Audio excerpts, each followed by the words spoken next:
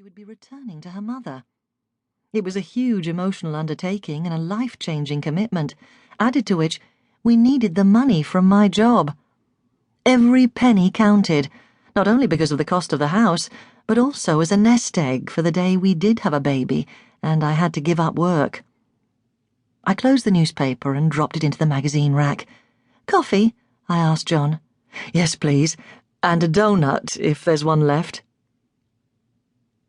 It was John who raised the subject of fostering again later that night as we climbed into bed, having obviously given the matter more thought. "You know, I had an aunt who fostered," he said. "She looked after 2 boys. I don't know all the details. She lived in Scotland, and we didn't really see that much of them, but they seemed happy enough." "Really?" I asked, intrigued, resting my head on the pillow. "I suppose I could just phone and find out more," he said. "They must have lots of inquiries that are never followed up." "If I have a chance, I'll phone on Monday during my lunch hour," I said. I worked for the civil service, and the office manager didn't mind the staff making the occasional phone call, as long as it wasn't overseas. "And in the meantime, how about we have another attempt at starting our family?" John said with a smile. "You know what they say, practice makes perfect."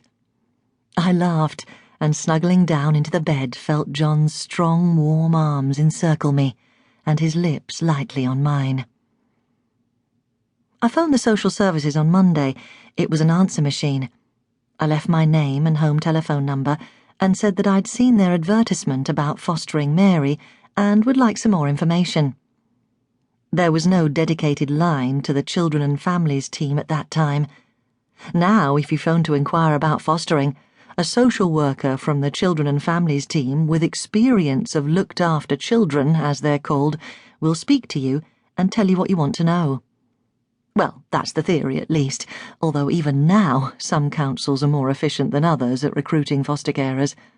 My message then would be picked up by the duty social worker with no knowledge of fostering who dealt with all messages coming into the social services offices on all subjects. My call wasn't returned for a month, by which time I'd forgotten about fostering, or almost. A social worker phoned at 5:30 p.m. when I'd just returned home from work. There was no apology for the delay in getting back to me. After she had given me her name, she asked if we had ever fostered before, and I guessed my no was the wrong answer. "Oh," she said, clearly uncertain what to do next. All my questions were met with, "I'm sorry, I really don't know." So when we said goodbye 5 minutes later, I was none the wiser about fostering.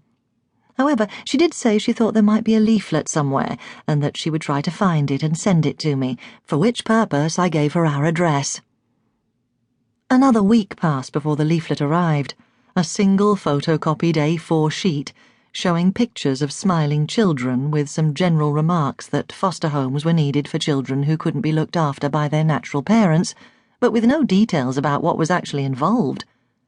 On the reverse of the leaflet was a date, in 10 days' time, together with a venue where an introductory evening was to be held. I assumed this was an introduction to fostering, although it could have been about pig farming for all the information there was.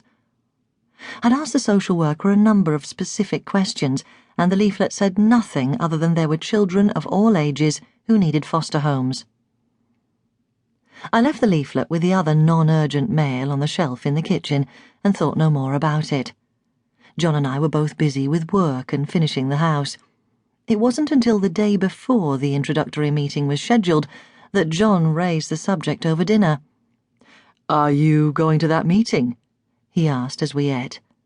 "About fostering," he added as I looked at him, nonplussed. "It's tomorrow." "I hadn't planned to. We were going to finish the tiling in the bathroom tomorrow evening." "I can do the tiling if you want to go," John said.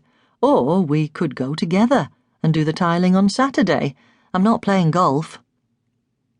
My enthusiasm for fostering had lapsed with the passing of time, and the less than dynamic attitude of the social worker.